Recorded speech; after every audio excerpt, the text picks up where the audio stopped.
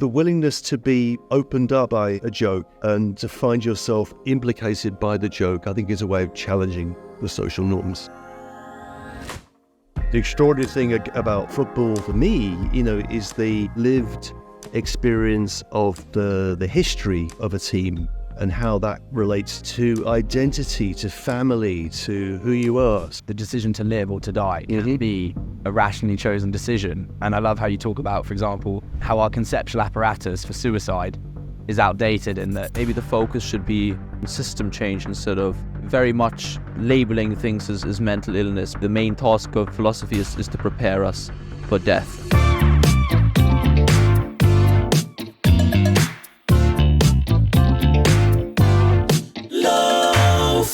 Well, I think there's a distinction between two kinds of humor, and it's one you draw in the book, and it kind of spills into the discussion we were just having between, and humor has a fraught relationship here to social norms, between humor that affirms social norms and those that critique it. So, for example, prejudice humor against minorities affirms social norms, and you find those people ridiculous. You're stepping from outside of them.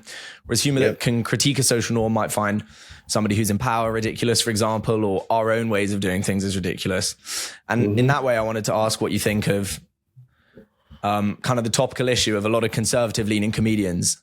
Like, for example, with Dave Chappelle, people saying, well, you can't make any jokes anymore. And there's closed off. Do you think we should be working at closing off that side of humor, or where do you stand on that? Yeah, Chappelle's an interesting case because, he's always, his routines have become about, I can't do comedy anymore. Nobody finds it. You can't tell jokes anymore.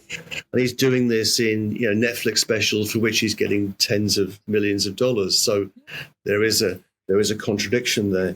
And also I think Chappelle is someone that, when Chappelle is talked about, it's always in terms of the 30-second sequence where he says something offensive to somebody about, say, did Michael Jackson do it or not? But Chappelle, I see Chappelle in a tradition that goes back to Lenny Bruce and with lots of stops in between, and obviously Richard Pryor, where it's the form of the show, the hour-long form of the stand-up routine, and you've got to stay with the form. And Chappelle really respects the form, and he will give certain jokes, and then there'll be callbacks to previous jokes, and he will tease the audience, open them up, get them to love him, and then he'll say something deeply offensive to them, and then often run back to the back of the stage and then come back at them again. So I think just formally, he's a brilliant comedian, but the idea that you can't tell any jokes anymore, can you? There's a line in the book which I like because it's not by me. It's from this. There was a play, I think it was done on the BBC in the 1970s, called Comedians by someone called Trevor Griffiths. And it's about a comedy class in Manchester in the 1970s and people who want to become comedians. And this older comedian is called Eddie Waters is trying to explain how it's done. And he says, a real comedian, that's a daring man. He dares to see what his listeners shy away from, fear to express. And what he sees is a sort of truth about people, about their situation, about what hurts or terrifies them, about what's hard above all, about what they want. A joke releases the tension, says the unsayable, any joke pretty well, but a true joke, a comedian's joke, has to do more than release tension. It has to liberate the will and the desire, has to change the situation. So any joke that just affirms social norms, that's easy, right? Any idiot can do that, or the way in which most comedy will work through, comedy of recognition. Isn't it funny what happens when you go to the supermarket and so on and so forth? But a true comedian uses those norms and then flips them. And in a sense, you are implicated in the social norms that maybe you affirm. So in a sense, to tell, say, a racist joke or a chauvinist joke or whatever, get the audience to laugh and then to hit them with what they've laughed at. Right. And then to get them to think through the implications of that. And, and again, Stuart Lee does this really well. political correctness has gone mad, right? Political correctness has gone mad. I used to be, the old days when you could just tell racist jokes about Asians and worry about it. And what exactly is, so I don't buy that. I think that I think that comedy is,